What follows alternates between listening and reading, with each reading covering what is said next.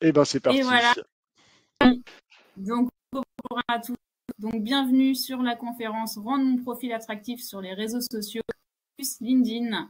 Et nous sommes dans la journée aujourd'hui préparer ma candidature dans la quinzaine de l'emploi public. Donc merci à Luc d'Alessandrie. Luc proposer ce contenu sur cette journée spéciale préparation des candidatures que tu as conseillé en CVRA de tout, et c'est LinkedIn. Ouais, alors du coup, Emmanuel, tu vois, je vois dans les commentaires, effectivement, moi c'est le cas aussi, je t'entends un peu en haché, donc je sais pas si ça vient peut-être de chez toi, du coup, et apparemment c'est ce que disent les gens dans le chat aussi. Donc Emmanuel, on ne veut plus t'entendre. Ok. Eh bien, écoutez, je vais vous répondre par message. Allez, et ben je prends la main en tout cas, c'est parti.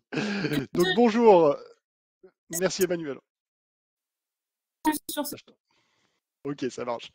Merci Emmanuel en tout cas. Donc de mon côté, j'espère que vous m'entendez bien. Si c'était le cas, vous n'hésitez pas à me le faire savoir dans le chat et puis on essaiera de s'adapter dans tous les cas. Donc bienvenue, hein, comme l'a dit Emmanuel, sur cette conférence qui va être dédiée sur l'attractivité de votre soit existant, soit potentiel profil LinkedIn. Donc vous pouvez me présenter très rapidement. Emmanuel a dit donc, mais vous l'avez peut-être pas très qui j'étais. Donc je m'appelle Luc de Alessandrie, je suis conseiller donc en ressources humaines au sein du Centre de valorisation de ressources humaines Tours. Qu'est-ce que c'est que le CVRH? Donc le CVRH, c'est une entité qui dépend du ministère de la Transition écologique. Donc on est à la direction des ressources humaines du ministère de la Transition écologique. Et on est situé donc sur l'ensemble du territoire. On a 11 entités et on est en charge plus spécifiquement de l'accompagnement des agents au sein de la formation continue, donc dans les prises de poste et puis dans la formation générale de leur montée en compétences dans leur métier. Et on a aussi une activité donc de suivi des agents dans leurs projets professionnels sous toutes leurs formes, donc accompagnement en interne, en externe, mobilité, etc.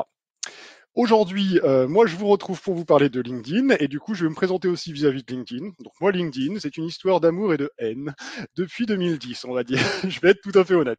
Voilà, moi, j'y suis depuis 2010.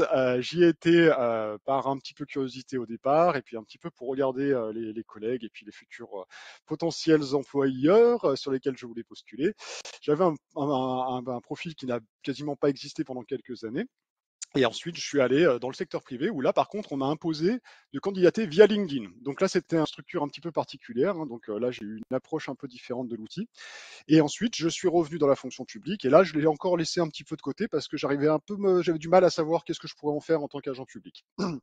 Quoi qu'il en soit, il y a 4 ans, j'ai pris ce poste-là, et là, du coup, je m'y suis remis et j'ai vraiment vu tout le potentiel que peut avoir cet outil aujourd'hui pour les agents publics. Et donc, je me suis remis dans une démarche de construction de mon profil. Et aujourd'hui, ça roule, je m'éclate plutôt pas mal. Et c'est pour ça que je vous propose cette conférence. C'est l'idée de vous présenter un petit peu les potentiels pour un agent public aujourd'hui par rapport à l'appropriation de cet outil. Et si on se l'approprie, comment faire pour que ce soit de la manière la plus efficace possible. Donc l'objectif de la présentation aujourd'hui, ça va être de vous donner des clés pour rendre votre profil attractif en connaissant tout d'abord donc les potentiels de l'outil en tant qu'agent public. Donc qu'est-ce que vous pouvez en faire, parce que c'est vrai que par mon expérience, par exemple, on peut se demander par exemple quel est l'intérêt à y aller quand on est dans la fonction publique. On en parlera.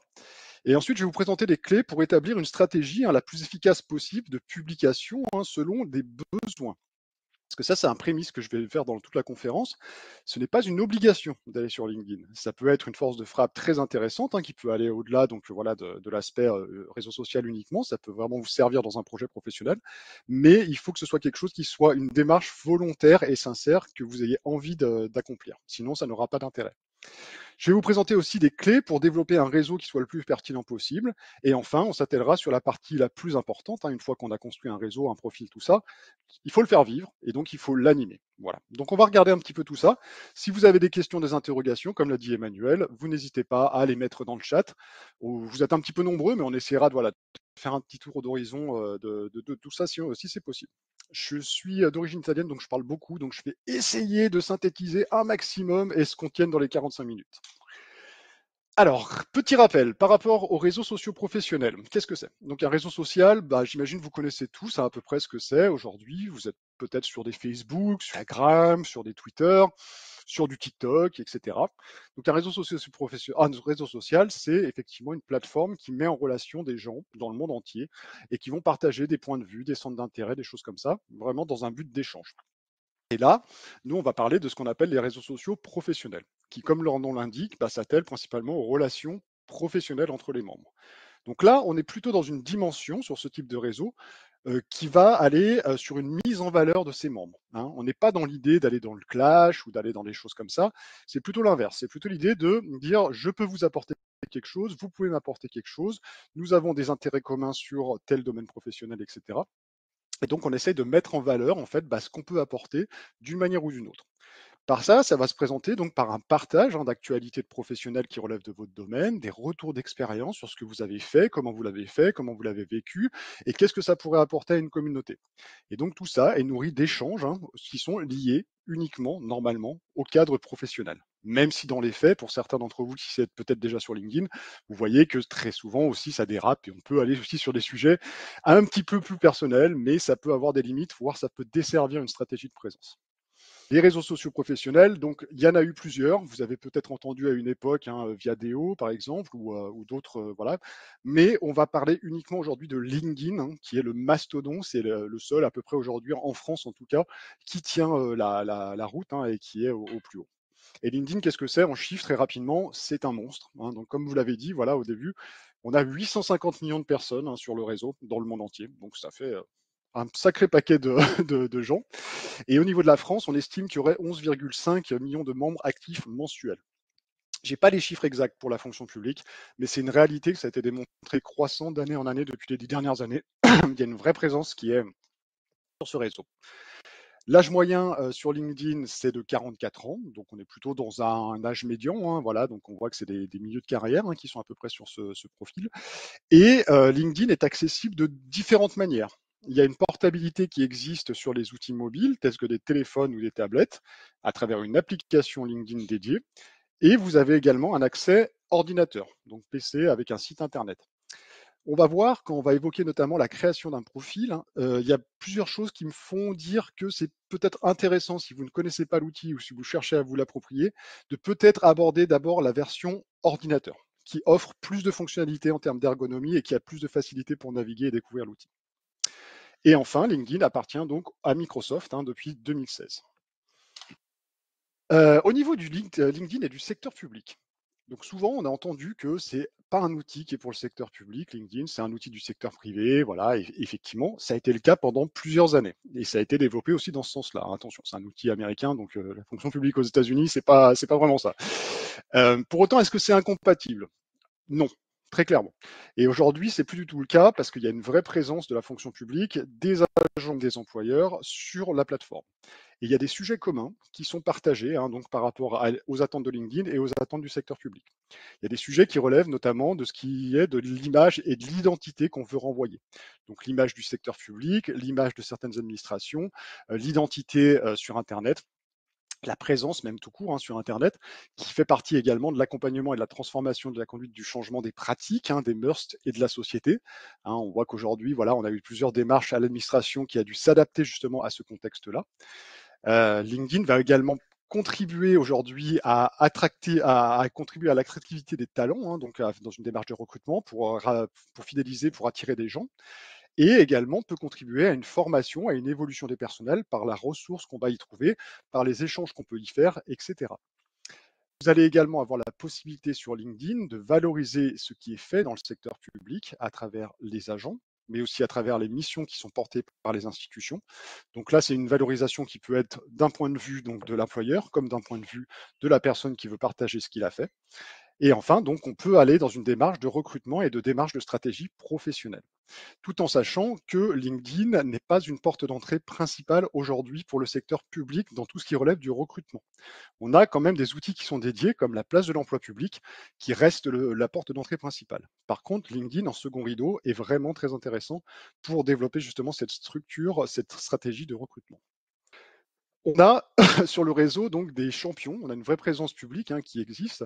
Donc je vous ai mis quelques exemples sur cette diapo. Vous voyez par exemple que le ministère du Travail a 398 000 abonnés. C'est quand même voilà, une force de frappe qui est vraiment très riche et qui est à prendre en conséquence par rapport à l'appropriation de l'outil. Pour la territoriale, on a aussi des structures qui sont très actives, comme par exemple Bordeaux Métropole, 54 000 abonnés, c'est pas non plus, c'est pas neutre, ou la région Nouvelle-Aquitaine, 74 000 abonnés. Donc on voit bien que aujourd'hui, ce n'est plus incompatible. Le LinkedIn et le secteur public, c'est une réalité. Bon, vous êtes sur LinkedIn, vous voulez y aller, bravo, vous y êtes, voilà. Donc bienvenue sur ce grand réseau. Qu'est-ce que vous allez pouvoir y faire? Donc la question, c'est de se demander pourquoi vous y êtes et pourquoi faire. D'accord? C'est vrai que souvent, le problème, on a beaucoup d'agents qui sont allés sur LinkedIn par curiosité, voilà, pour s'inscrire, sans vraiment savoir quoi en faire. Attention à ça. Il faut bien avoir en tête que une empreinte sur un réseau social va contribuer à ce qu'on appelle l'identité numérique.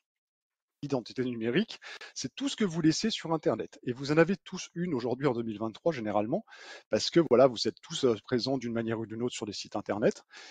Et donc, du coup, ça peut être des photos, ça peut être des adresses mail, ça peut être des informations personnelles, ça peut être un intitulé de poste, etc. Tout ça, ça contribue donc à l'identité numérique. Et de ce fait, vous allez avoir une e-réputation qui en découle. La e-réputation, c'est l'image qu'on va avoir de vous à travers tous ces éléments. Alors, on peut contrôler l'identité numérique en essayant d'avoir une stratégie justement qui soit la plus fournie et la plus complète possible, notamment via LinkedIn. En revanche, la réputation n'est pas contrôlable. C'est quelque chose vraiment que vous renverrez, voilà, que les gens auront de vous. Donc, l'idée quand même d'aller sur LinkedIn, on peut se poser cette question en se disant, OK, j'ai envie d'avoir un contrôle de mon identité numérique qui soit bien, qui soit ficelé, et donc du coup, je vais aller dans cette démarche-là. Exemple, vous tapez votre nom sur Google, et ben, si un profil LinkedIn est bien fait, généralement, ce sera le premier résultat. Et dans ce cas, ça va contribuer à montrer une solidité dans votre identité numérique, avec un profil qui est bien fourni, qui donne des bonnes informations, qui vous sert dans votre pratique professionnelle, dans votre démarche de mobilité, etc. Également, LinkedIn, ça va vous permettre de disposer d'une source d'information majeure. Comme je l'ai dit, 850 millions de personnes quand même. Donc dans les 850 millions de personnes, il y a à boire à manger, on est d'accord. Mais il y a aussi des gens qui sont experts, donc qui sont reconnus dans leur domaine, qui ont vraiment une valeur ajoutée à donner des informations à partager. Il y a les employeurs, comme on a vu, les ministères, les choses comme ça. Et donc, du coup, il y a de l'information qui est rapide, directe et généralement vérifiable. Donc, du coup, c'est un canal de communication direct qu'il faut vraiment prendre en compte et qui peut vous aider vraiment à constituer donc de la ressource, de l'information continue. Après, il faut savoir comment le faire, on le verra un petit peu plus tard. Vous allez pouvoir également donc valoriser le travail de vos collaborateurs, de vos réseaux et de vos partenaires. On est dans cette logique-là, ça fait toujours plaisir aussi d'avoir un peu de valorisation sur ce qu'on fait et ce qu'on a envie de partager à d'autres. Donc LinkedIn, ça vous permet de le faire vous-même, sans pas attendre forcément l'échelon hiérarchique ou l'échelon institutionnel. Ça vous permet de dire, moi je fais des choses aussi que j'ai envie de partager, qu'est-ce que vous en pensez? Je l'ai fait de telle manière, etc. Vous pouvez aller recruter également donc des gens, donc on peut faire ce qu'on appelle du sourcing, et le sourcing, ça peut se faire de différentes manières. On peut l'entendre d'un point de vue recrutement d'une personne pour un emploi. Donc là, on est plutôt dans une domaine de secteur privé parce qu'effectivement, comme je disais, pour nous, tout ce qui relève du recrutement, ce sera la place de l'emploi public, la porte d'entrée principale. LinkedIn sera plus un canal de communication des offres d'emploi qui pourra aller au plus grand nombre. Et par contre, tout ce qui est démarche de recrutement, ça passera donc par d'autres canaux qui sont les canaux de la fonction publique. Par contre, vous pouvez aller rechercher des intervenants, des prestataires, des experts sur un sujet. Exemple, vous organisez la quinzaine de l'emploi public, vous voulez organiser une conférence spécifique sur un sujet. LinkedIn, c'est un vivier formidable pour trouver justement des gens qui ont cette légitimité. Également, LinkedIn aujourd'hui va vous faciliter un projet professionnel ou une mobilité. Comment?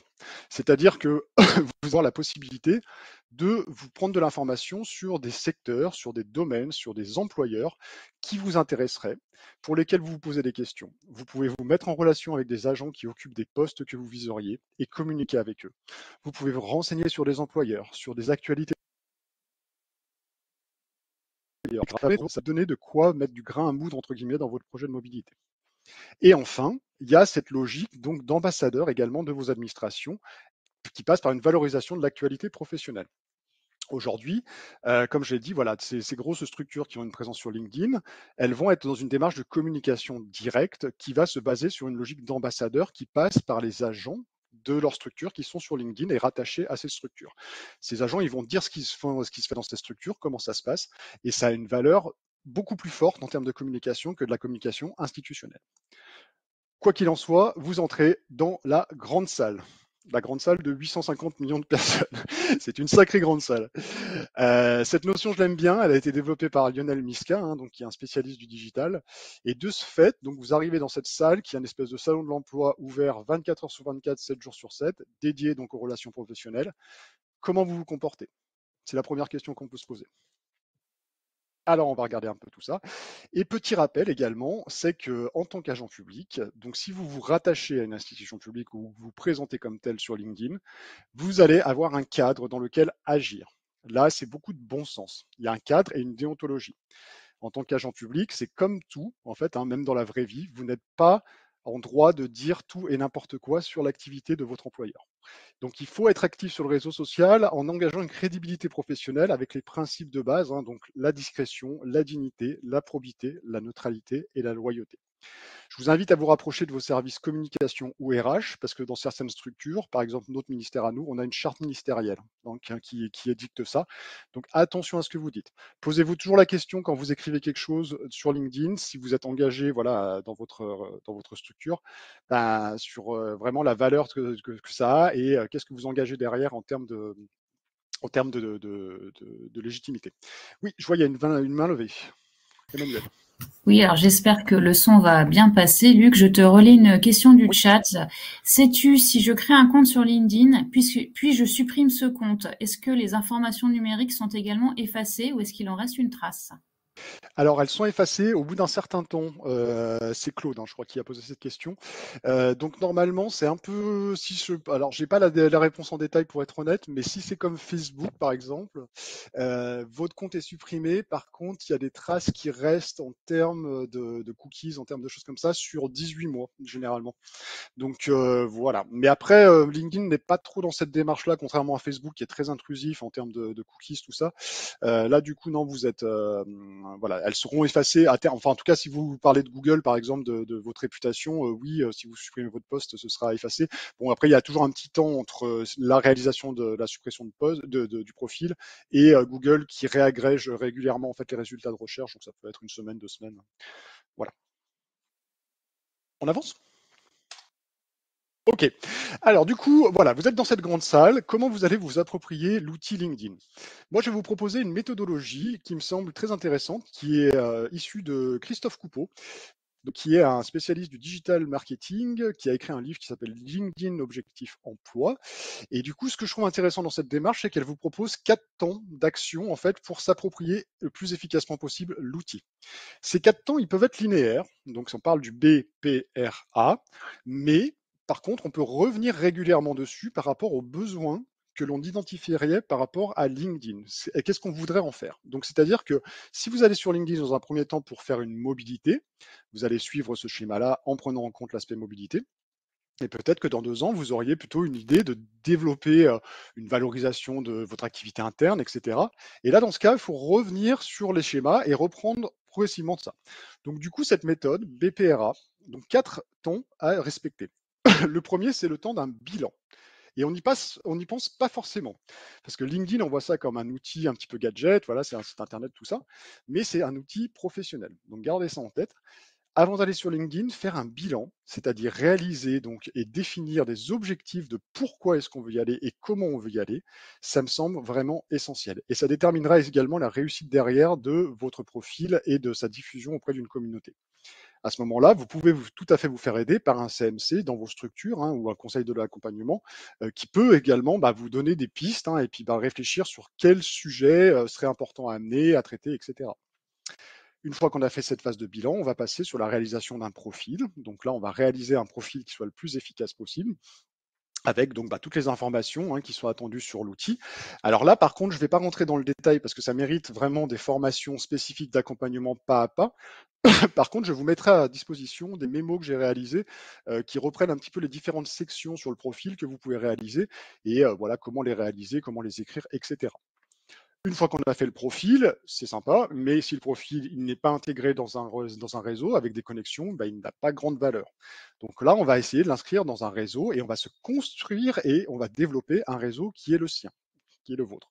Donc du coup, là, il y a aussi des méthodologies. Donc c'est rentrer dans cette grande salle, bah, comment vous allez voir la première personne, qui vous allez voir, comment vous les captez, etc. Donc on va regarder ça aussi en détail derrière.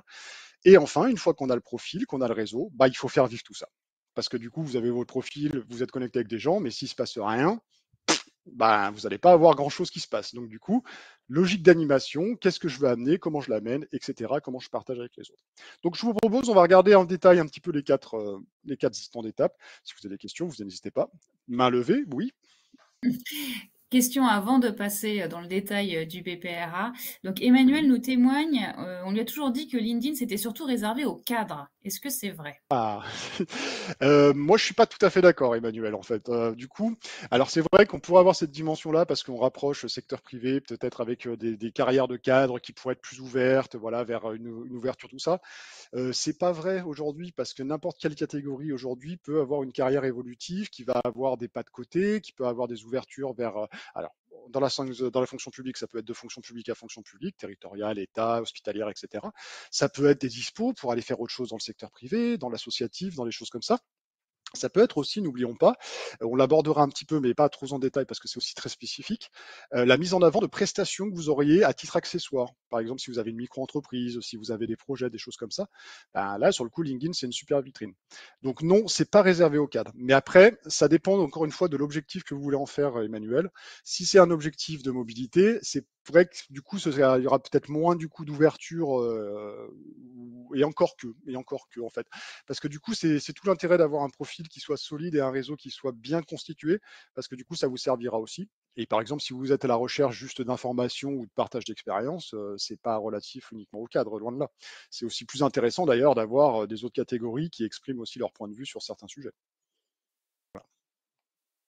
On avance? Alors, la phase de bilan. Donc, vous verrez en haut, là, vous avez des petites lettres à chaque fois pour savoir où on en est, hein, grosso modo, dans les 4 phases. Donc, la phase de bilan, on va tout d'abord déterminer ce qu'on appelle une stratégie de présence. Pourquoi est-ce qu'on est sur LinkedIn et qu'est-ce qu'on veut y faire? Donc, quels sont nos objectifs par rapport à notre présence sur LinkedIn?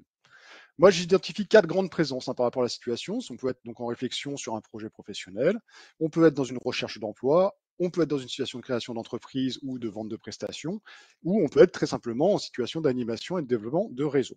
Dans tous les cas, on se pose cette question, donc dans quelle situation on est, et dans ce cas, comment est-ce qu'on va faire pour développer ses objectifs, sa stratégie par rapport à ces objectifs-là.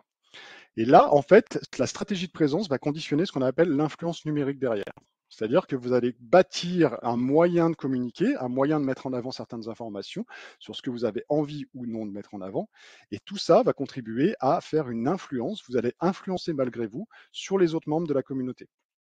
D'accord? Donc on est vraiment dans cette étape-là, en fait, de stratégie qui prend du temps parce que du coup, c'est vraiment de se poser la question sur ce qu'on a envie de faire et comment on a envie de le faire. Et c'est vrai que c'est une étape souvent négligée. Donc du coup, moi, je vous invite vraiment à prendre ce temps de bilan, de vous faire accompagner, bien évidemment, par un CMC, mais aussi n'hésitez pas à en parler peut-être à des personnes proches de conseil. Voilà, je suis sur LinkedIn, qu'est-ce que je peux y faire?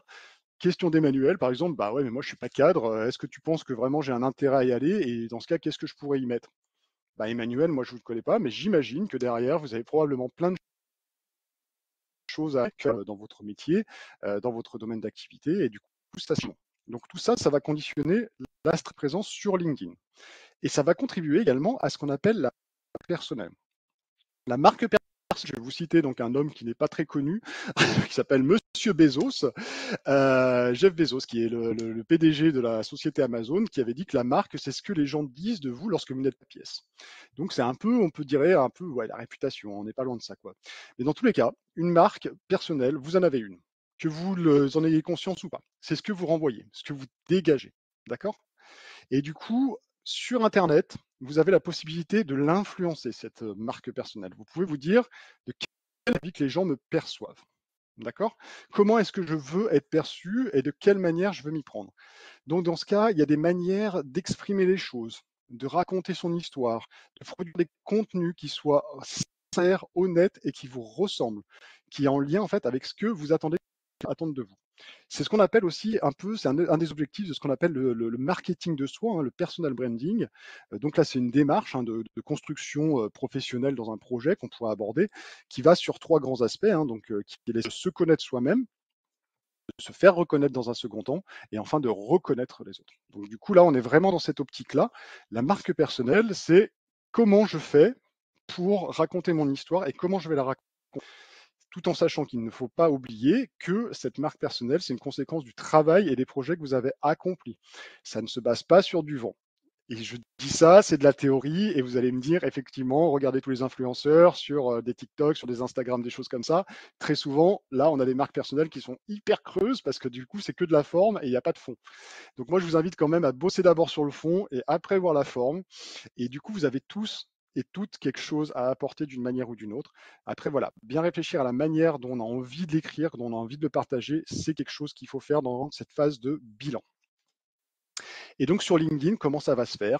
Donc ne pas créer de contenu hein, pour parler que de soi, ça c'est pas très intéressant, hein. L'idée c'est plutôt de s'interroger sur la valeur de ce qu'on avait raconté. Est-ce que c'est intéressant? Est-ce que c'est utile? À quelles questions notre texte répond? Qu'est-ce qu'on apporte au lecteur? Hein, c'est une démarche de com. Donc posez-vous toujours ces questions-là avant de rédiger quelque chose ou avant de vous lancer sur LinkedIn. Posez-vous ces questions de savoir cette marque, est-ce qu'elle a du sens? À la fois pour vous et à la fois pour les autres. Et pour vous, oui, vous allez le trouver, le sens, bien évidemment, mais aussi réfléchissez aux autres, à ce qui est attendu. Peut-être que si vous parlez de quelque chose qui est très, très spécifique et qui n'intéressera pas grand monde, bah, ça n'aura pas un grand intérêt de rien.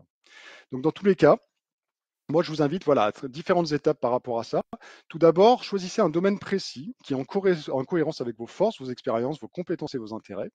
Et de ce domaine précis, vous allez tenter de créer le meilleur contenu possible sur ce domaine, en veillant donc à la qualité de ce que vous écrivez.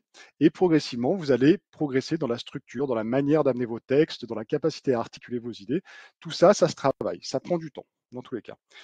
Vous allez également, sur LinkedIn, avoir la possibilité de développer donc cette expertise sur différents supports, sur différentes manières, avec une singularité qui sera la vôtre. Il y a un ton d'écriture, il y a une manière d'amener les choses, ça peut être de l'humour, ça peut être des couleurs, ça peut être des mots, ça peut être des choses comme ça. Et du coup, vous pouvez le faire de plein de manières différentes. Vous pouvez le faire par écrit, comme vous le pouvez faire également par vidéo, par audio, par podcast, etc. Et en fait, après le développement de la marque, il n'y a pas de secret. Vous continuez, vous reprenez et vous continuez, vous continuez, vous continuez. Et c'est comme ça que progressivement, vous allez imposer votre marque sur LinkedIn. Vous serez donc quelqu'un qui sera reconnu dans cette grande salle et vous allez avoir donc du relationnel et des contacts intéressants. On passe à la partie de profil, donc la réalisation d'un profil, hein, donc là c'est vraiment la page, parce qu'un profil, donc sur LinkedIn, vous avez tous un profil. Donc du coup, un profil, c'est une carte d'identité professionnelle sur laquelle vous détaillez des informations. Et donc du coup, pour créer ce profil le plus pertinent possible, donc, comme je disais, je ne vais pas pouvoir rentrer vraiment en détail sur toute la manière de construire chacune des sections, mais du coup, vous aurez ces mémos qui vont vous aider hein, justement pour ça. Dans tous les cas, prenez le temps de le faire aussi. Mettez-vous en mode privé au début.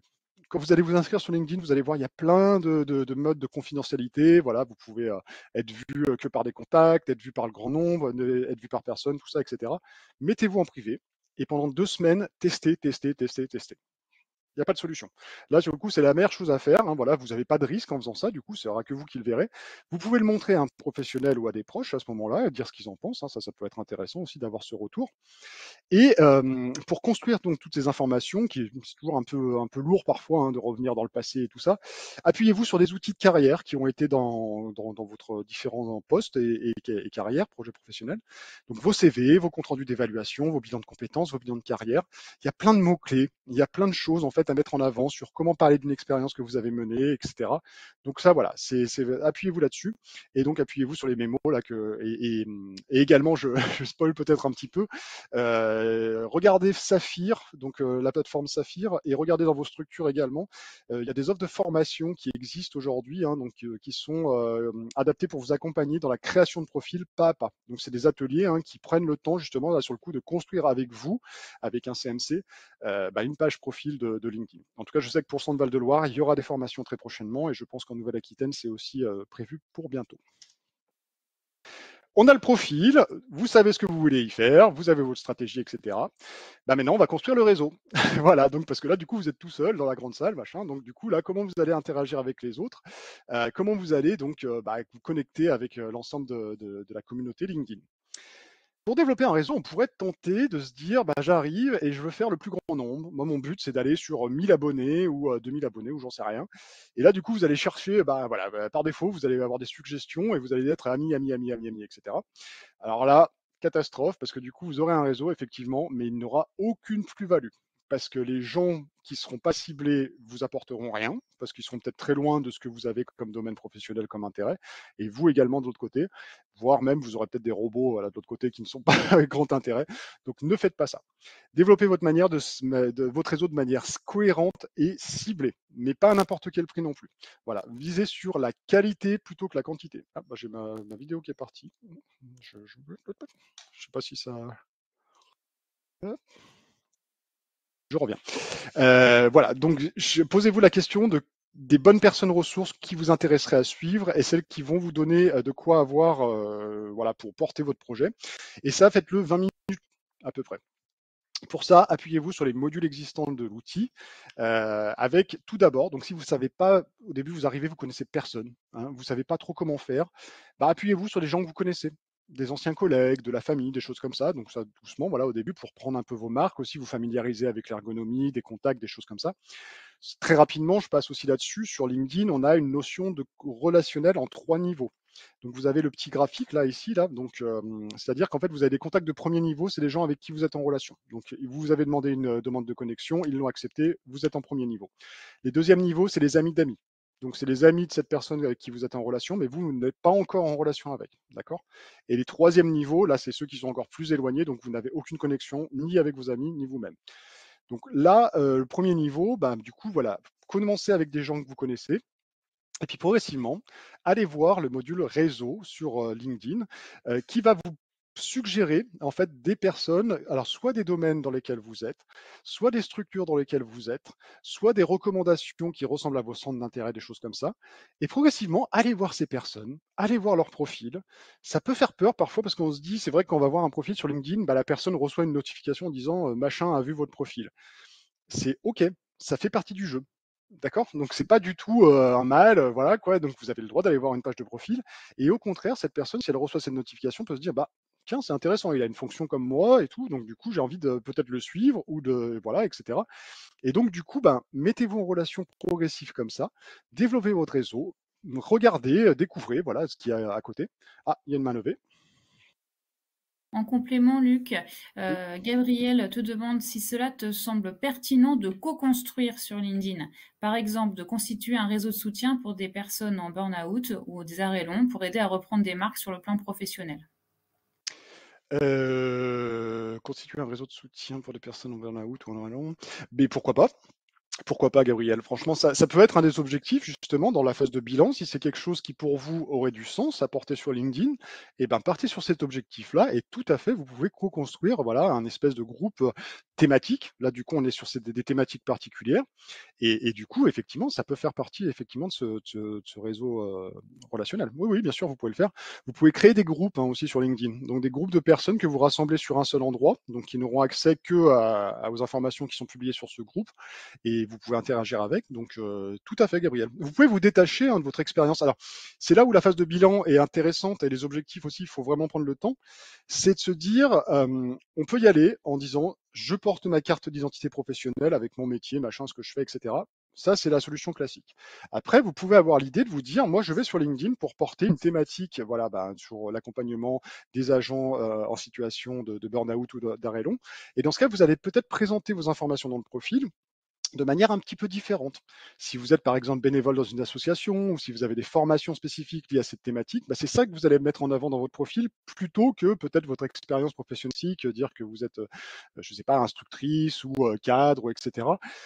Voilà, donc du coup, c'est une autre approche, mais chaque approche est tout à fait entendable, bien évidemment, Gabriel. Vous pouvez tout à fait le faire ça. Il y avait d'autres questions du coup? Ouais. Alors, une autre question, est-ce que l'on peut faire des vidéos de présentation de notre profil pour se faire repérer plus facilement? Oui, c'est possible, tout à fait, Godot Bernard. C'est possible. Alors du coup, vous pouvez tout faire hein, sur LinkedIn. Sur le coup, c'est vrai que c'est l'avantage. Vous pouvez utiliser, comme je l'ai dit, canaux audio, vidéo, images, enfin, etc. Alors, le CV vidéo, c'est tout à fait possible. Ça a été très à la mode il y a 10 ans. Aujourd'hui, ça peut avoir ses limites. Attention, moi je dis OK pour l'exercice, mais il faut que ce soit bien fait et que ce soit bien construit et que ça réponde aussi aux objectifs que vous soyez posés avant. Posez-vous la question, est-ce que vraiment c'est pertinent si vous allez sur un poste de magistrat? Est-ce qu'on va attendre de vous un CV vidéo? J'en suis pas certain. Est-ce que vous allez sur un poste par contre de digital manager ou de communication, de choses comme ça? Là oui, par contre ça peut être un plus. Et ce qui peut être intéressant avec ce format-là, c'est que contrairement au CV classique qui est sur papier ou peu importe, vous pouvez mettre des liens sur votre CV classique qui renvoient sur votre profil LinkedIn. Et du coup, LinkedIn peut mettre en avant des réalisations concrètes comme ça, par exemple, comme des vidéos, comme des PDF, comme des choses comme ça, qui n'apparaîtraient pas dans le CV et qui vont appuyer vos candidatures et vos savoir-faire et vos compétences, bien évidemment, derrière. Donc oui, c'est possible. Et on viendra peut-être un petit peu rapidement dessus, mais il y a une possibilité aujourd'hui qui s'appelle le mode créateur sur LinkedIn au bout d'un moment. Et si vous l'activez, vous pouvez faire une photo vidéo. Votre photo de profil, en fait, c'est une vidéo qui bouge. Voilà, donc vous pouvez faire ça également. Bon, moi, je vous avoue très franchement, à titre personnel, ça a vraiment ses limites. Il faut vraiment maîtriser l'exercice. Et j'ai des cas, sur le coup, plutôt inverses, qui ont été catastrophiques et qui ont desservi plutôt les agents. Donc attention, attention par rapport à ça. D'autres Tu as questions? deux questions aussi, Luc, peut-être des demandes d'approfondissement sur la marque personnelle. Et si tu avais un ou deux exemples concrets, alors je ne sais pas si tu veux répondre là ou plus tard. Ouais, alors on va regarder un petit peu effectivement dans la partie animation, parce que c'est vrai que je vois le temps qui passe. Alors oui, la marque personnelle, bah, en fait, ça mériterait une conférence en tant que telle, peut-être pour la QEP l'année prochaine. Voilà. Une idée de Mais sujet. voilà, la marque personnelle, c'est vraiment en fait l'idée de dire bah, ce que je veux lancer. C'est un peu dur ce que je vais dire, hein, mais c'est un peu de dire marketer sa personne. D'accord? Donc du coup, il y a un peu l'idée de dire qu'est-ce que je veux renvoyer, comment je vais le renvoyer. Et c'était compliqué il y a certaines années parce que du coup, avant, il fallait par exemple pour faire des trucs en couleur ou des machins, des vidéos, il fallait des logiciels très spéciaux, coûteux, etc. Aujourd'hui, c'est plus le cas. Vous pouvez très facilement avoir donc bah, des outils qui vont vous aider à la création graphique, à l'apport donc de typologie, de texte, de choses comme ça. Et en fait, la marque personnelle, elle est plutôt attendue aujourd'hui un peu de partout parce que ça fait partie de l'image, la réputation numérique qui est présente, qu'on aime ou qu'on n'aime pas. Ça, c'est un fait, par contre. Donc, du coup, je vous le dis très franchement, hein, dans une démarche de recrutement, quand vous envoyez un CV, bah, c'est très très souvent qu'un recruteur va taper votre nom sur Google. Donc, l'intérêt d'avoir cette démarche de marque personnelle sur LinkedIn, c'est que ça capte l'intérêt du recruteur sur un profil bien fait, qui va appuyer la candidature, qui va amener des choses en plus que vous n'auriez pas eu l'occasion de mettre sur un CV papier et qui va le démontrer en plus d'une manière ou d'une autre. On va le voir après. En plus, vous pouvez le faire démontrer par d'autres collègues qui vont endorser les compétences, des choses comme ça, etc. Mais du coup, ça mériterait marque personnelle. Je suis un peu navré, c'est une réponse un peu courte, mais ça mérite vraiment un sujet en tant que tel parce que c'est pas forcément que sur LinkedIn. Hein, ça peut être aussi sur une démarche plus générale de projet professionnel. Donc voilà, c'est quelque chose qui se construit, c'est très stratégique, machin, tout ça, mais ça peut en faire partie en tout cas. Il y a une Et que ce question soit du sincère. coup, sur l'outil que l'on peut souvent se poser avant de démarrer. Est-ce qu'il Oui. vaut mieux prendre un abonnement et donc utiliser LinkedIn en version payante pour mieux exploiter l'outil? Ah, moi, je vous le déconseille. J'ai été LinkedIn hein, directement m'a offert un abonnement pendant 8 mois pour tester. Alors c'est chouette. Alors déjà c'est cher. Hein, on va être honnête, c'est pas donné quand même. Et l'intérêt surtout de l'abonnement, si vous voulez, ça va vous donner des fonctionnalités en plus, par exemple pour passer. En fait, alors par exemple, vous pouvez aller voir des pages de profil de personnes sans être vu. Bon voilà, bon après ça passe. Je vois pas trop l'intérêt dans une démarche de réseautage, mais pourquoi pas. Et c'est surtout que c'est intéressant, c'est que ça vous ouvre gratuitement des accès à des modules de formation en ligne. Donc c'est des thématiques plutôt, là c'est secteur privé, hein, c'est pas du tout relatif à ce qu'on fait, mais c'est pas inintéressant parce que du coup voilà ça peut faire des choses qui sont pas mal là-dessus. Mais non, non, clairement l'abonnement pour moi n'a pas d'intérêt, en tout cas encore moins dans une démarche de création. J'ai envie de dire que si vous êtes plutôt dans une démarche après d'appropriation d'animation sur l'outil LinkedIn et que vous voulez aller plus loin, voilà, vous voulez faire des choses plus professionnelles, pourquoi pas. Mais pour l'instant, en tout cas, au début, Jean-Yves, je vous le déconseille. En tout cas, c'est pas nécessaire du tout. On continue? Donc, la construction d'un réseau, voilà, 20 minutes par jour. Vous allez voir dans les modules réseau, vous avez un mode de recherche avancé, vous avez des modes de recommandation. On va vous recommander donc des personnes qui ressemblent à ce que vous vous présentez. Vous regardez les vues de profil, qui est venu vous voir, etc. Là, ça peut être aussi des occasions pour se mettre en relation avec des personnes qui vont vous apporter quelque chose. Mais attention, ça c'est une question qui revient souvent. Est-ce qu'il faut accepter tout le monde ou pas? Écoutez-vous. Vous avez le droit de refuser une personne. Vous avez le droit de ne pas accepter une invitation. Il y a beaucoup de gens qui démarchent sur LinkedIn aussi. Donc des gens qui ont des prestataires, de sociétés, des choses comme ça, qui vont faire un peu des invitations groupées, des choses comme ça. Donc n'ayez pas peur de dire non. Prenez les gens qui vous intéressent et qui serviront, encore une fois, le bilan que vous avez préalablement fait. Voilà. Et n'oubliez pas également que vous pouvez développer ce réseau de manière passive, c'est-à-dire que vous allez mettre aussi votre profil LinkedIn peut-être dans une signature de mail, un QR code sur un CV. Vous pouvez envoyer aussi vous-même des invitations à quelqu'un, alors qui peut être éloigné d'où vous êtes. Et dans ce cas, vous avez la possibilité de joindre des petites notes en fait dans les invitations en expliquant qui vous êtes, pourquoi vous contactez cette personne et comment vous pourriez bosser ensemble, par exemple. Moi, j'explique, par exemple, je suis conseiller RH, j'ai quelqu'un qui bosse à Pôle emploi, c'est pas mon secteur, je suis dans la fonction publique, lui c'est plutôt secteur privé. Et du coup, moi je vais envoyer quand même une demande de connexion parce que ça m'intéresse de voir peut-être comment Pôle emploi réagit, comment fait pour suivre des agents, etc. Et ça, je peux le préciser dans l'invitation que j'ai envoyée à cette personne. Du coup, c'est moins agressif, quoi, si vous voulez, ça fait pas j'arrive et puis venez dans mon truc pour faire du chiffre, quoi. Donc voilà, n'hésitez pas à faire ça. Et n'hésitez pas, une fois que vous avez ce niveau de relation niveau 1, que vous connaissez bien, à aller vers le niveau 2. Donc allez chercher aussi, au-delà de vos contacts, allez chercher des gens un petit peu plus loin qui veulent vous apporter aussi des choses intéressantes. Osez, encore une fois, c'est un réseau social professionnel. On n'est pas sur Facebook, c'est pas du perso, donc vous avez le droit d'aller chercher des gens qui sont un peu loin et que vous ne connaissez pas. J'espère que je vais tenir le temps, je suis désolé, je vais un peu vite, je vais un peu... hop. Alors, on va terminer sur la phase d'animation, qui est la plus importante. Comment faire pour animer et faire vivre votre réseau selon les besoins exprimés? Je vais vous donner quelques petits conseils par rapport à ces besoins. Si vous utilisez LinkedIn par rapport à une veille ou une source d'information, vous récupérez de l'information rapidement. Pour ça, suivez des hashtags. Donc, on a tout un langage spécifique à LinkedIn qui fait hashtag, arrobas, des tags, des choses comme ça. Le hashtag, c'est ça, c'est le truc que vous voyez là à droite.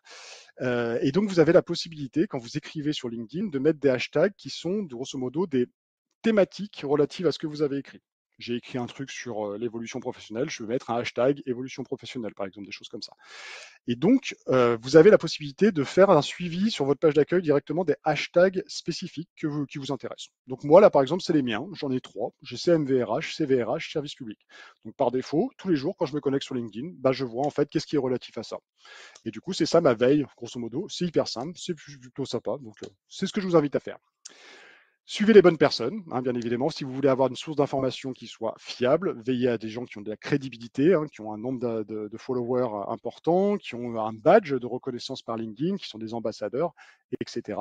Et suivez également les bonnes pages employeurs. Donc voilà, pareil, des pages certifiées qui vont aussi vous apporter cette crédibilité. Si vous cherchez à vous construire une bonne identité numérique, là, il va falloir vérifier son identité numérique sur les outils de recherche. Donc, vous tapez votre nom sur Google et vous allez regarder un petit peu qu'est-ce qu'il en ressort. Et du coup, là, vous allez voir déjà où se situe votre identité numérique. Est-ce que vous êtes bien situé ou est-ce que c'est vos photos de plage de Facebook qui ressortent en premier? Attention. Donc là, du coup, profil LinkedIn bien constitué, vous ressortirez en premier, ça va vous servir, c'est plus intéressant. Pour ça, il faut bien mettre à jour ces informations sur son profil. Il faut bien être en veille sur ce que vous faites aujourd'hui, sur la localisation, la photo, etc. Que ça ait en fait du sens avec tout ça. Et donc, n'hésitez pas également à créer une identité numérique, une identité visuelle qui vous ressemble. Quelque chose qui soit unique et qui soit intéressant, donc en termes de forme. Et dans ce cas, vous avez des outils d'aide à la création avec des codes couleurs, des photos de profil spécifiques, des choses comme ça. Là, vous avez Canva, vous avez CapCut pour faire des vidéos, etc. Ça, c'est tout ce qui va contribuer à l'identité numérique. Voilà. Pour valoriser le travail de vos collaborateurs, des réseaux et des partenaires, là, il faut faire vivre ce qui apparaît sur votre page d'actualité et ce que vous allez publier. Dans ce cas, vous avez des fonctions sur chaque poste qui sont d'aimer, de commenter, de partager des posts, etc. avec votre réseau. Vous le voyez là sur la petite en bas, là, donc c'est ici. Donc n'hésitez pas en tout cas à aller dans ce sens-là et il faut le faire savoir parce que du coup, la démarche, c'est de donner pour recevoir. Donc donner de la crédibilité, donner de la valorisation à ce qui est fait par votre réseau en aimant ce qu'ils font, en commentant, en repartageant sur votre poste, ça fait partie du jeu également. Partagez de votre côté également des expériences, des réalisations communes ou individuelles dans des postes. Donc, dites ce que vous avez fait, comment vous l'avez fait, qu'est-ce que ça vous a apporté, etc.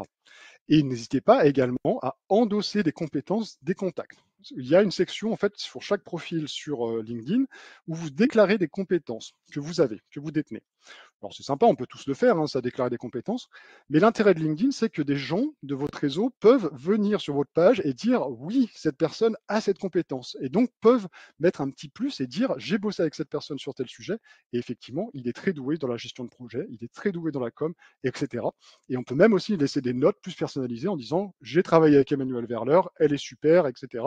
Et du coup, bah forcément, sur le profil d'Emmanuel, ça donne un grand plus, parce que du coup, là, c'est quelqu'un qui a vraiment bossé avec, qui va dire en fait ce qu'il en est. Pour faire du sourcing, recruter quelqu'un.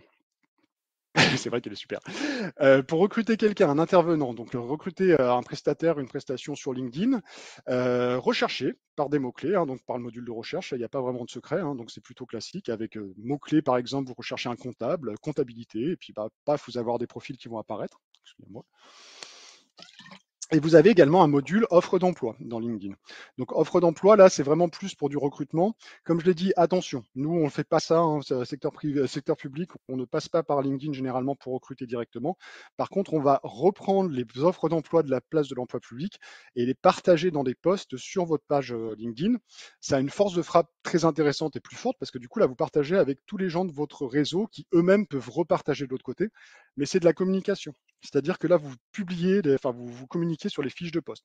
Mais vous n'invitez pas, par contre, à un recrutement direct sur LinkedIn via ce module offre d'emploi. Sauf si vous êtes dans le secteur privé ou si vous voulez aller dans le secteur privé, là, ça peut être intéressant de passer par là. Je ne vais pas rentrer trop dans le détail là-dessus. Et si vous êtes recruteur également, vous pouvez, via le mode créateur, vous mettre un badge. Hein, donc, c'est vous voyez sur la photo, là, c'est cette petite bande violette qui indique que vous êtes en position de recrutement, hiring en anglais. Voilà, donc ça a ses limites, mais en tout cas, ça peut exister. Voilà, et c'est là. Si vous facilitez, oui, j'avance un peu vite, je casse le ton. Emmanuel. Du coup, Luc, question de Séverine. Quand on est en Oui. recherche d'emploi et qu'on n'est pas en poste, qu'est-ce qu'on peut mettre?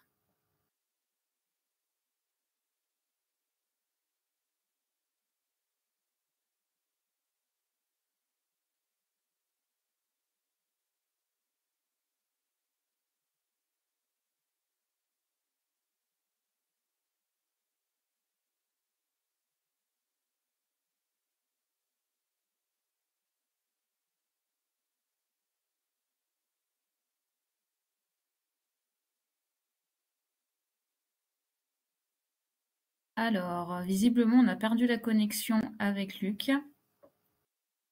Est-ce qu'au niveau des participants, vous m'entendez toujours? Ok. Eh bien, il va se reconnecter. Je pense que c'est une déconnexion de son côté. Je vous demande de patienter quelques petites secondes. Il va revenir.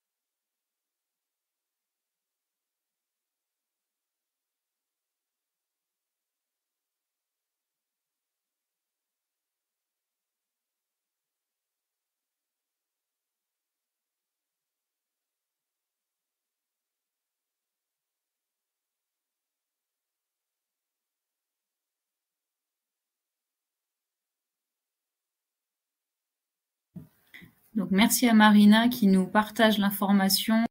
Du coup, les cercles Open to Work et Hiring, donc d'être prêt pour être recruté et pour être embauché. disponibles dans le mode classique. Vous n'avez pas besoin d'être créateur pour les avoir. Et nous avons retrouvé notre conférencier. Super! Désolé, je ne sais pas ce qui s'est parti. Désolé, pardon. Non, mais c'est bien, tu sais manager ton suspense. Et, ok, je ne sais pas ce qui s'est passé. Voilà, j'avancerai rapidement. Pour faciliter un projet professionnel ou une mobilité, donc l'animation de votre réseau va passer par donc, le suivi des pages employeurs du secteur public intéressantes pour vous. Et ça peut être également, si vous êtes dans une phase de mobilité, vous pouvez le signifier d'une manière ou d'une autre à travers le même badge qu'on a vu pour le recruteur, mais cette fois, c'est un badge open to work, c'est-à-dire que vous êtes dans l'idée de présenter un profil qui est accessible potentiellement à des offres d'emploi. Ça peut être intéressant si vous cherchez notamment vers le secteur privé ou même dans le secteur public. S'il y a des recruteurs du secteur public qui cherchent un poste et qui voient votre profil, ils peuvent se dire tiens, cette personne, peut-être qu'elle est intéressée, et puis je lui envoie la fiche de poste, etc. Mais n'hésitez pas à faire ce lien aussi, ce que je disais, entre votre CV et votre profil. Et donc, si vous êtes aussi dans ce projet professionnel ouvert vers le secteur privé, n'hésitez pas à aller voir le secteur, le module d'offre d'emploi, tout en faisant de LinkedIn, comme je disais, un outil complémentaire aux outils de plateforme traditionnelle, plateforme de la place de l'emploi public. Dans tous les cas, ça reste la porte d'entrée principale. Du coup, Séverine nous rappelle juste sa petite question avant la coupure. Quand on est en recherche de poste, qu'est-ce qu'on met? On met en recherche d'emploi? Oui, vous avez effectivement, aujourd'hui, il y a une possibilité qui est, LinkedIn a ouvert un petit peu aussi cette possibilité de se présenter, et vous pouvez mettre effectivement que vous êtes en pause professionnelle, que vous êtes dans une situation de recherche d'emploi. Et dans ce cas, l'idée, ça va être vraiment d'avoir une phase de bilan qui soit plus prononcée sur ce que vous avez envie de mettre en avant dans votre profil LinkedIn pour un objectif spécifique, Seven.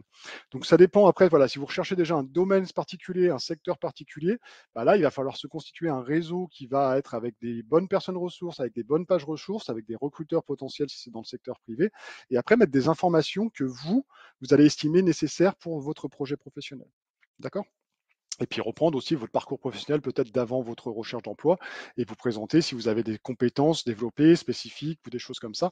C'est vraiment un peu la même démarche qu'un CV. Donc n'hésitez pas à vous faire suivre si vous avez ce besoin, alors soit par quelqu'un dans votre structure, soit si vous êtes dans le secteur privé, par Pôle emploi ou par le conseil en évolution professionnelle aussi qui peuvent vous aborder, qui vont vous apporter des réponses à ce niveau-là. C'est bon ? Et enfin, donc j'arrive, disons que je ferai 7 minutes de retard, désolé. Animé par rapport à ces besoins, si vous voulez être dans une logique d'ambassadeur de votre administration et donc valoriser votre activité professionnelle, votre actualité.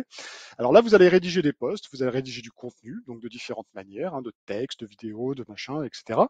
Et là, du coup, il faut vraiment utiliser tout ce qui relève de l'outil LinkedIn, c'est-à-dire les hashtags, les arrobases qui sont relatifs à votre employeur. Donc quand vous écrivez, vous hashtaguez donc avec le mot dièse tous les mots-clés qui sont relatifs, comme ça va répertorier vis-à-vis de l'algorithme plus facilement le contenu. Vous allez mettre en avant donc des réalisations professionnelles individuelles ou collectives.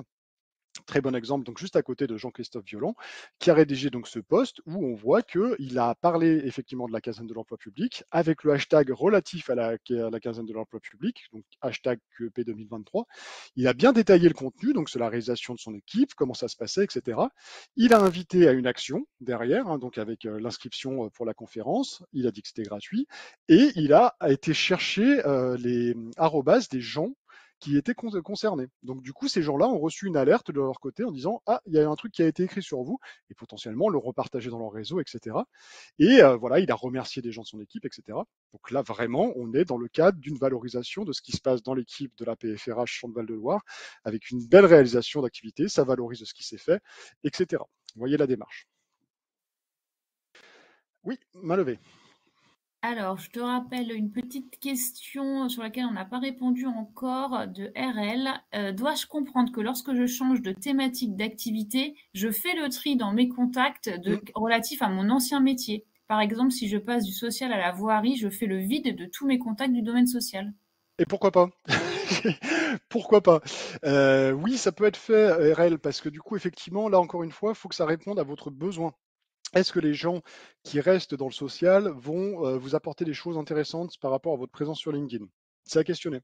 Peut-être que si c'est des gens, vous avez un lien affectif avec, vous aimez bien parce que c'est des anciens collègues, ok, vous allez les garder, il n'y a pas de souci, ça peut être comme ça. Mais si vous avez que ça, bah, vous allez avoir des sujets normalement relatifs à leur sujet, à leur domaine, et vous qui êtes désormais dans la voirie, peut-être que ce ne sera pas du tout à propos. Et inversement, vous, ce que vous allez publier sur la voirie, ben, eux, ça va peut-être pas les intéresser de l'autre côté. Donc vous avez le droit aussi de refaire le tri dans vos contacts et de virer des gens. Voilà, très simplement. C'est un peu délicat quand c'est des gens qu'on connaît, on est bien d'accord. C'est pour ça que c'est pas obligatoire, c'est vraiment à votre discrétion. Mais si c'est des gens que vous ne connaissez pas, qui sont un peu éloignés, bien sûr que vous avez ce choix-là. Voilà. Et ça fait partie effectivement de cette méthode, comme je disais, qui est évolutive en fait par rapport au parcours de vie professionnel. Hein, donc si vous changez de poste, effectivement, du coup, il y a peut-être une autre approche à avoir dans la manière de se présenter et d'aborder le relationnel, le réseau de LinkedIn. Voilà. Très rapidement, je termine sur l'algorithme. Donc du coup, l'algorithme LinkedIn, LinkedIn c'est une machine qui est régie par un algorithme. Donc du coup, l'algorithme, c'est ce qui fait qu'est-ce qui marche pas, comment ça fait pour mettre un poste en avant, etc., etc. Et l'algorithme est révisé généralement chaque année. Il y a des sociétés américaines qui regardent un petit peu plus près comment ça se passe et qui en déterminent donc des grands principes et donc des grandes orientations annuelles. Et donc, si vous voulez booster l'engagement, si vous voulez vraiment faire du score sur LinkedIn, il faut connaître comment marche la machine, comment l'algorithme fonctionne. Je vous ai mis un mémo donc sur l'espace. Alors, je vais vous mettre d'ailleurs le lien de l'espace parce que ce serait quand même pas mal. Je vous le mets dans le chat. Cet algorithme, donc, du coup, voilà, il vous présente des petits tips, grosso modo. L'engagement, par exemple, on sait qu'un like sur un post, ça signifie une vue en plus sur le profil généralement. Un clic sur voir plus, c'est quand un texte est un petit peu conséquent, par défaut, LinkedIn va le réduire. Là, ça fait 4 vues en plus. Quelqu'un partage votre post, vous avez 7 vues en plus. Si quelqu'un commande votre post, vous avez 12 vues en plus sur votre profil. Vous voyez, c'est très technique, c'est très, très spécifique, mais en tout cas, ça peut faire partie, si vous êtes vraiment dans une démarche là, de scorer sur LinkedIn, que vous voulez aller plus loin, vous voulez faire quelque chose de hyper pertinent, machin, là, il faut avoir tout ça en tête. Il y a des temps, par exemple, qui sont conseillés pour la publication de posts. Entre 9h et 11h en semaine, entre 10h et 13h le week-end. On conseille de faire entre 1 et 3 posts par semaine, avec 18 heures d'intervalle entre chaque post. Donc vous voyez, c'est très très spécifique. Je vous le mets plus pour information comme ça, mais en tout cas, ça peut être quelque chose qui peut vous aider également. Si vous avez aussi le mode créateur, vous avez donc entre 15 et 35% de portée supplémentaire sur ce que vous publiez. Tout ça pour rappeler quand même que ce qui est le plus important, c'est aussi la régularité des posts que vous allez publier. Quand vous animez un réseau, donc aussi, c'est aussi de publier un maximum, ça fait aussi partie du jeu de LinkedIn. Hop. Et du coup, j'arrive à la fin et je m'excuse encore une fois pour cette déconnexion et pour cette prise de temps un petit peu, un petit peu supérieure. Vous avez donc ces ressources et ces mémos qui sont disponibles sur le Drive. Je vous ai mis le lien dans le chat actuellement. Et n'oubliez pas également que jusqu'à ce soir, vous pouvez bénéficier d'un temps d'échange personnalisé avec un CMC ou avec une CMC dans le cadre de la caserne de l'emploi public sur votre profil LinkedIn. Donc, il faut bénéficier déjà d'un profil LinkedIn, mais en tout cas, on peut avoir un échange de 20 minutes sur ce sujet-là durant la caserne. Les inscriptions sont sur le site internet. Donc, n'hésitez pas en tout cas à aller vous inscrire là-dessus. Et renseignez-vous également donc sur vos offres de formation locales, sur Saphir pour l'interministériel, pour regarder un petit peu qu'est-ce qui peut être fait si vous voulez être vraiment accompagné dans l'accompagnement plutôt opérationnel, pas à pas de construction d'un profil, etc. Et n'hésitez pas sinon à venir en relation avec moi, avec quiconque sur LinkedIn, il n'y a pas de souci. Voilà, on est là pour faire du réseau. Et je vous remercie en tout cas pour votre attention. J'en ai dit beaucoup, je suis fatigué. Respire, on peut prendre quelques minutes supplémentaires, il n'y a pas de souci. Si vous avez des questions, n'hésitez pas à les laisser sur le chat. J'avais une question de Sandrine. Est-ce que c'est possible d'avoir des exemples de bons profils en fonction des différents objectifs? Emmanuel Verler. Vous tapez dans Google Emmanuel Verler, vous allez voir, c'est le meilleur profil. C'est difficile de vous le dire. C'était, excusez-moi le nom. Sandrine. C'est difficile de vous dire comme ça parce que c'est vrai que c'est compliqué, voilà, par rapport déjà à la confidentialité des personnes, tout ça. Et puis vraiment, là sur le coup, je pourrais pas vous dire. Vous pouvez aller voir le mien si vous voulez. Moi, je suis plutôt dans une logique d'animation et de valorisation de ce que je fais et de ce que font mes collaborateurs, par exemple. Vous pouvez aller voir celui d'Emmanuel, qui est aussi dans cette démarche-là, un petit peu, voilà, ou de Jean-Christophe Violent, qu'on a vu dans le diapo. Voilà. Donc, mais du coup, j'ai pas un pack entre guillemets de bons profils. Et puis en plus, c'est aussi un peu subjectif parce que c'est vrai qu'il peut y avoir des bons profils dans certains cas. Voilà. Donc du coup, j'aurais du mal à vous dire. C'est pas forcément le nombre d'abonnés qui compte, hein, encore une fois. Hein. C'est pas forcément parce que vous avez 4000, 5000 abonnés que c'est mieux qu'un profil à 500. Et très souvent, il y a beaucoup de vent. Hein. Il y a des profils aussi qui font du filler, hein, ce qu'on appelle, donc ils font beaucoup de contenu mais sans fond. Alors effectivement, ça fait du chiffre, mais derrière, ça n'a aucun objectif. Hein. Ça a pas de, voilà, ça ne sert à rien. Donc voilà, ça peut faire partie du truc. Et Mélanie Abel, effectivement aussi, qui a un très très bon profil. Voilà. Est-ce Une que vous avez petite d'autres questions? question, comment on envoie un message sur LinkedIn pour se connecter? Alors pour se connecter, il faut tout d'abord avoir le premier niveau de relation, hein, qu'on a vu tout à l'heure. Donc c'est-à-dire, il faut demander une demande de connexion avec une personne. Donc ça peut être dans les paramètres de confidentialité, certaines personnes peuvent accepter directement d'être mis en relation par la connexion, ou d'autres peuvent refuser ça et ne faire que la fonction suivre. La fonction suivre, ça veut dire que vous proposez votre contenu, mais pour autant vous n'êtes pas ami avec la personne. Donc la personne reçoit votre contenu, grosso modo, vous êtes influenceur, mais par contre du coup vous n'avez pas la possibilité d'envoyer des messages entre vous. Donc il faut aller se connecter. Donc soit c'est écrit par défaut sur le profil de la personne que vous visez, soit il faut aller à droite, il y a 3 petits points qui détaillent après un menu déroulant. Et là, vous avez la fonction se connecter. Et c'est à ce moment-là que vous avez la possibilité d'écrire une note personnalisée, hein, comme j'ai dit tout à l'heure, pour expliquer votre démarche, parce que du coup, là, vous rentrez avec quelqu'un que vous ne connaissez potentiellement pas. Donc, du coup, ça peut être intéressant d'expliquer un peu pourquoi vous allez dedans. C'est moins intrusif, on va dire, quoi. Voilà. Il y a beaucoup de remerciements, beaucoup de commentaires très positifs sur ton intervention, voilà, sur la qualité des informations que tu as pu apporter. Ah ben c'est moi qui vous remercie. En tout cas, encore une fois, je suis navré pour c'était rapide, voilà, et j'aurais aimé vous en dire bien plus. Mais voilà, donc on se retrouvera pour les gens de CVL en formation spécifique. Hein, bientôt au mois de juin, il y a une formation qui sera dispensée sur cette thématique-là. Et on vous rappelle qu'il reste encore des places disponibles pour des entretiens conseils sur profil LinkedIn. Donc vraiment, prenez cette occasion-là pour faire peut-être le premier pas ou en tout cas le deuxième. Enfin, en tout cas, voilà, continuez à avancer, poser des questions qui vous restent encore en attente, qui vous restent sous le coude sur LinkedIn. C'est l'occasion. Et ça vous est proposé, voilà, pendant la quinzaine. Ça marche. Je vois qu'il y a une question sur comment bénéficier de l'accompagnement personnalisé aussi. Là, du coup, renseignez-vous, Sandra, au niveau de votre structure locale. Si vous avez la chance d'avoir un conseiller ou une conseillère mobilité carrière, hein, donc il peut également vous aider là-dessus.